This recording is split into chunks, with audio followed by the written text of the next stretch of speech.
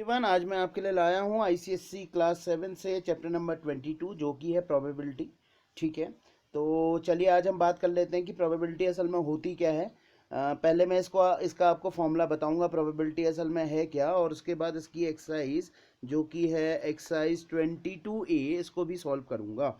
तो प्रोबेबिलिटी है किसी भी चीज़ को होने की पॉसिबिलिटीज़, कितनी कितनी ज़्यादा पॉसिबिलिटीज़ हैं, यानी कि प्रोबेबिलिटी कहूँ तो total number of favourable outcomes upon total number of outcomes, यानी कि कहने का मतलब कितने फेवरेबल आउटकम्स आपके सामने हैं और टोटल कितने हो सकते हैं, उन दोनों का जो रेशियो है वही प्रोबेबिलिटी है। जैसे अभी पहले मैं यहाँ पे आपको फॉर्मूला एक मिनट दिखा देता हूँ। ये लिखा है, देखिए ये लिखा हुआ है यहाँ पे, ये लिखा हुआ है, देखिए number of favourable outcomes upon total number of outcomes. ये मान लीजिए मैं इसको अभी शॉर्ट फॉर्म में लिखूंगा।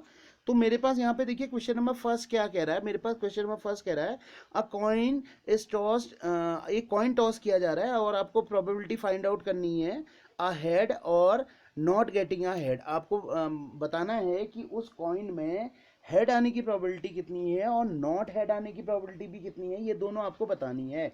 तो चलिए फिर मैं क्वेश्चन बाई क्वेश्चन इसको सॉल्व करूंगा। पहले मैं आपको बता देता हूँ कि प्रोबेबिलिटी असल में होती क्या है। ठीक है, तो चलिए पहले मैं आपको बताऊंगा कि प्रोबेबिलिटी होती क्या है। मान लीजिए आपके पास 1 रुपीज़ का कोई कॉइन था। ठीक है, 1 रुपीज़ का एक कॉइन था। मैं इसको ऐसे कर लेता हूँ थोड़ा सा आपके लिए। ठीक है, मान लीजिए आपके पास 1 रुपीज़ का कोई कॉइन था। ठीक है, अब ध्यान से समझिएगा, इसमें कुछ भी नहीं है, बहुत ही ईजी एक्सरसाइज है। ठीक है, 1 रुपीज़ के कॉइन में आपके पास क्या होता है, एक हेड होता है और एक क्या होता है आपके पास, टेल होता है। यही तो होता है ना, एक साइड हेड होता है और एक साइड टेल होता है, यही तो होता है।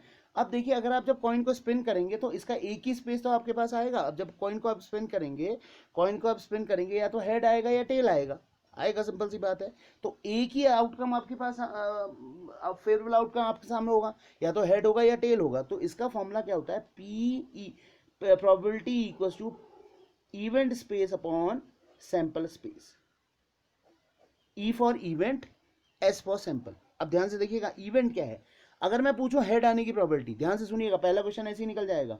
अब मैं यहाँ पे हेड आने की प्रोबेबिलिटी पूछ रहा हूँ, हेड कितने हैं मेरे पास बताइए, 1 है, एक ही तो हेड है। और टोटल कितने हैं आपके पास, आउटकम्स कितने हैं, टोटल कितने हो सकते हैं, 2। तो ये हो गया 1/2, यही इसका आंसर है, बस दैट्स इट। अगर टेल आने की कहूँ, टेल आने की कहूँ तो टेल कितने हैं बताइए, 1। टेल कितने हैं, 1, तो ये कितना आ गया, 1/2, क्योंकि टेल एक ही तो है ना। और टोटल कितने हैं, टोटल कितने हो सकते हैं, 2। ठीक है, यही तो हो सकता है। अब मान लीजिए अगर मैं कहूँ हेड नहीं आने की, अगर हेड नहीं आए तो क्या आएगा, फिर टेल ही तो आएगा, तो वो भी क्या हो जाएगा, 1। और टोटल कितने रहेंगे, आउटकम्स कितने रहेंगे, आउटकम्स तो 2 ही रहेंगे, आउटकम्स तो कितने रहेंगे, 2। तो अगर मैं इसको लिखूं यहाँ पे पीई को, अगर आप लिखना चाहें तो यहाँ पे इसका अगर आप पूरा लिखना चाहते हैं प्रोबेबिलिटी इक्वल टू, तो आप ऐसे लिख सकते हैं पीई को। पी यहाँ पे मैं डिफाइन करता हूँ, पीई ये लिखा जा सकता है number of favourable outcomes, VOURABLE, favourable outcomes. मेरा हैंड राइटिंग थोड़ा गंदा हो रहा है, अपॉन टोटल नंबर ऑफ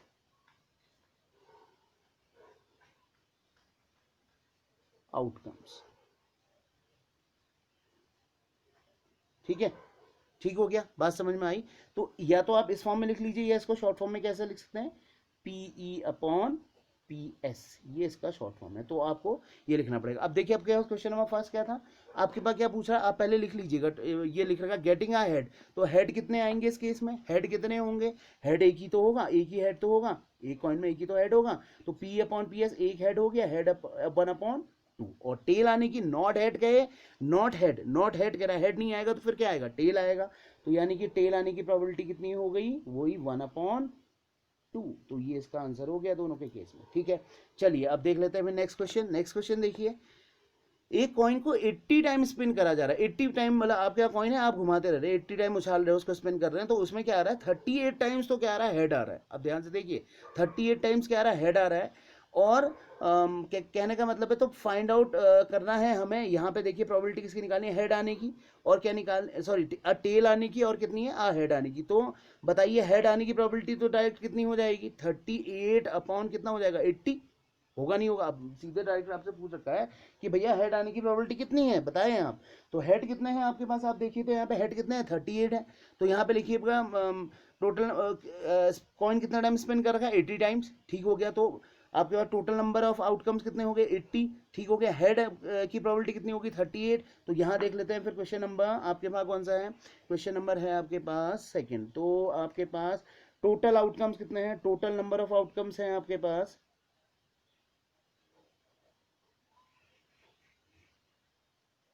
कितने हैं, आपके पास हैं 80, इतने ही तो हैं, ठीक है।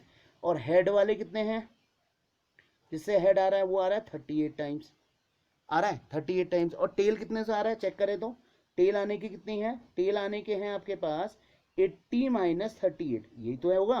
जब आप 80 में से 38 माइनस कर देंगे तो क्या निकलेगा, टेल आने की कंडीशन तो निकलेगी।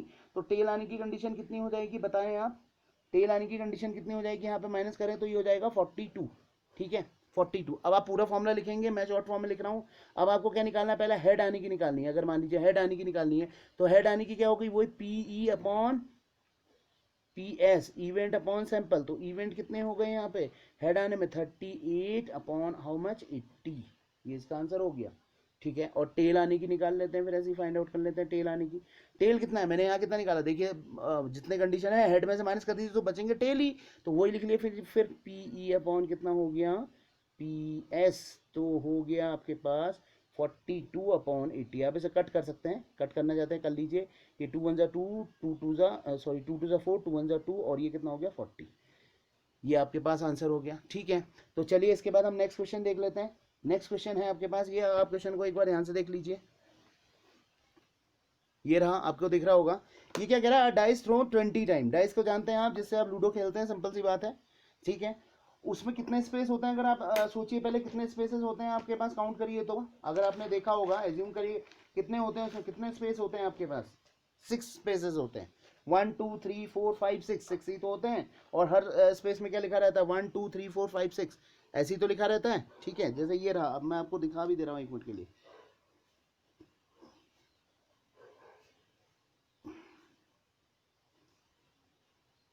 ये देखिए मैं बना दे रहा हूँ आपके पास यहाँ पे, ये रहा 1, ये रहा 2, ये रहा 3 4 5 और 6, इतने ही तो स्पेसेस होते हैं। अब क्वेश्चन को ध्यान से समझिएगा। अब जो उसमें 1 आ रहा है ना, अगर वो खेल रहा है तो 1 उसका किसी बच्चे, मान लीजिए कोई प्लेयर है, 6 प्लेयर थे, 6 जनों के हाथ में दिया, तो एक जने से पहले जने से फेंका मान लीजिए, तो उसका 1 कितने टाइम आया, 2 टाइम आया। 1 जो था, यानी कि ये जो था, ये उसका कितने टाइम आया, 2 टाइम आया। 1 जो आया उसका 2 टाइम आया। 3 कितने बार आया, ये 2 कितने टाइम आया, 3 टाइम आया। ये कितने टाइम आया, ध्यान से देखिएगा, मैं यहाँ पे लिखते जा रहा हूँ, ये 3 टाइम आया। 3 कितने टाइम आया, 3 कितने टाइम आया, 4 टाइम आया। ये आपके पास कितना टाइम आ गया, 4 टाइम आ गया, ठीक है, समझ में आई बात। 4 कितना टाइम आया, 4 टाइम आया। ये कितना आया, ये 4 टाइम आया, ठीक है, दोनों 4 टाइम है। फिर 5 कितने टाइम आया, 3 टाइम आया, ये लिख दिया मैंने 3 टाइम, ठीक है। और लास्ट वाला कितना है, 6 कितने टाइम आया, 4 टाइम आया, ठीक है। अब क्वेश्चन को समझ गए होंगे आप। उसने टोटल कितने बार करा, 20 टाइम्स। अगर आप इस सबको ऐड कर लेंगे तो आपके कितना हो गया टोटल, टोटल आउटकम्स कितना हो गया आपके पास, टोटल हो गया 20, यानी कि इन सबको ऐड करके कितना आ रहा होगा, 20 आ रहा होगा। आप ऐड कर लीजिए, ऐड करना चाहते हैं कर लीजिए। तो ये सबको ऐड करके कितना आ रहा है, 20 आ रहा है, ठीक हो गया। अब क्वेश्चन को पढ़ते हैं फिर ध्यान से, देखिए यहाँ पे क्या लिखा हुआ है। अब देखिए ये क्या कह रहा है, अब उसमें बताइए उस डायस में 3 कितने टाइम आया है, आपको बताना है कि 3 कितने टाइम आया है। सोचिए तो कितने टाइम आया, 3 कितने टाइम आया, आपको बताना है 3 कितने टाइम आया। सेकंड है a number less than 3, less than 3, less than 3 से लेस देन 3 में कौन कौन हो गए, 1 और 2, 1 और 2 कितने टाइम आया, और ग्रेटर देन 3, आपको ये फाइंड आउट करना है। तो पहले देख लेते हैं 3 कितने टाइम आया, 3 कितने टाइम आया, तो चेक करते हैं। देखिए 3 कितने टाइम आया था, चेक करिए, ये रहा आपके पास 3 कितने टाइम आया है, 4 टाइम आया है, नहीं आया है, 3 कितने टाइम आया, ये रहा आपके पास 4 टाइम। और टोटल आउटकम्स कितने हैं आपके पास, टोटल आउटकम्स कितने हैं आपके पास, 20 हैं, ठीक हो गया। तो फिर यहाँ लिख दिया 3 कितने टाइम, आप लिख लीजिएगा कंडीशन, में पहला लिख ले रहा हूँ।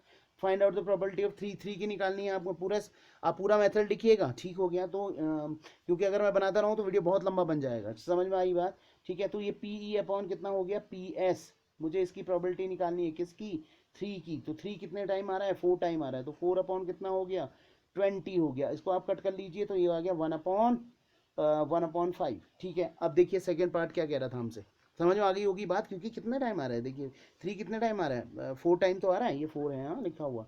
ठीक है, नेक्स्ट देखिए फिर आप,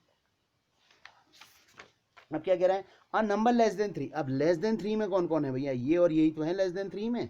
लेस देन 3 में कौन है, ये है, तो 1 और 2 कितने टाइम आ रहा, 1 2 टाइम आ रहा, और 2 कितने टाइम आ रहा, 3 टाइम आ रहा, तो लेस देन 3 यहाँ पे लिख लीजिए आप, less than 3 second case, less than 3 में ये कितने हो गए, दोनों को ऐड कर लीजिए, इन दो को ऐड करा तो वो हो गया आपके पास कितना, 5 हो गया, दोनों को ऐड करेंगे तो 5 टाइम ही तो आ रहा है, तो हो गया ना लेस देन 3 में, तो 5 टाइम आ रहा है, तो वही पी ई अपॉन कितना हो गया, पी एस, तो आपके पास यहाँ पे लिख लीजिए 5 अपॉन कितना हो गया 20, तो 5 4 जा कितना हो गया 20, 1 अपॉन कितना आ गया 4, आई बात समझ, ये भी 1/4 आ गया। आप देखिए लास्ट पार्ट, लास्ट पार्ट क्या कह रहा है, a number greater than 3। Greater than 3 में कौन कौन है, ग्रेटर देन 3 में आप देखिए, अब ग्रेटर देन 3 में, ग्रेटर देन 3 में कौन कौन है, इसको, ये 4 5 6, यही तो है 4 5 6, तो ऐड करिए इनको, 4 4 8, 8 और 3 कितना हो गया 11, तो अब काउंट करिए थर्ड, ग्रेटर देन 3 में कितना हो गया, तीनों को ऐड करिए, ये तीनों को ऐड कर लिया, इनके नीचे वालों को, ठीक है, तो ये हो गया 11, तो प्रोबेबिलिटी निकालिए, प्रोबेबिलिटी इक्वल टू क्या हो गया, पी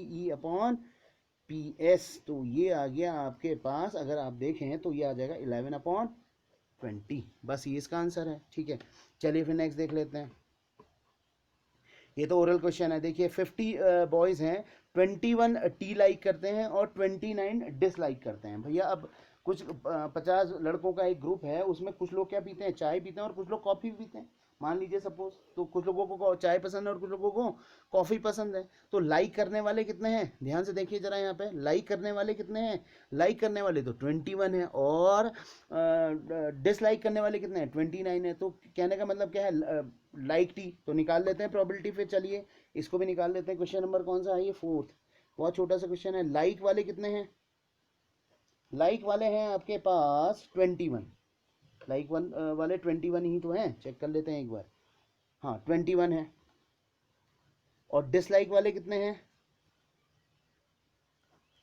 डिसलाइक वाले कितने हैं, 55 होंगे, 29 है सॉरी, तो प्रोबेबिलिटी निकाल लीजिए, लाइक की प्रोबेबिलिटी क्या होगी, पी अपॉन पी एस, ठीक है, पी अपॉन पी एस, तो कितना हो गया आपका 21 अपॉन टोटल स्ट्रेंथ कितनी थी 50, ये हो गया, ये तो लाइक की निकल गई, और डिसलाइक की कितनी निकल गई, ये रहा पी अपॉन पी एस, ठीक है, तो ये कितना हो गया 29/50, तो ये इसका सिंपल सा आंसर हो गया बस, और कुछ भी नहीं करना है इसमें, ठीक है, हो गया। मेथड आपको पूरा लिखना है हाँ, ये नहीं। अब ये वाला तो 5th वाला भी देख लीजिए, ये क्या कह रहा है, एक मैच में एक बैट्समैन 12 बॉल में क्या कहते हैं 12 टाइम बाउंड्री हिट करता है, मतलब कहने का मतलब क्या है, 80 बॉलें खेल रहा है, 80 में से 12 बॉलों में बाउंड्रीज हिट कर रहा है, ठीक है, मान लीजिए विराट कोहली था, उसने 12 बॉलों में तो बाउंड्री मारी भैया, 80 बॉलें उसने टोटल खेली, ठीक है, वैसे आजकल विराट कोहली का टाइम वैसे ख़राब ही चल रहा है, ठीक है, तो आईपीएल में आपने देखा होगा, तो कहने का मतलब है कि अगर आप